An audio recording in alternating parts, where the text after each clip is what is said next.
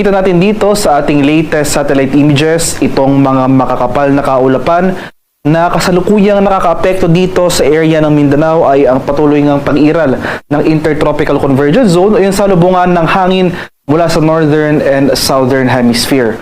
For the next 24 hours, mataas sa tsansa ng kaulapan at mga kalat-kalat na pag-ulan na may pagkulog at pagkidlat ang posibleng maranasan sa malaking bahagi ng Mindanao. Samantala, ito naman mga kaulapan na ito na nakakaapekto sa silangang bahagi ng Central and Southern Luzon ay apekto naman ng easterlies o yung mainit na hangin galing sa Karakatang Pasipiko. Kaya itong areas ng Aurora at Quezon, makakaranas rin tayo ng mataas sa tsansa ng kaulapan at mga pag-ulan.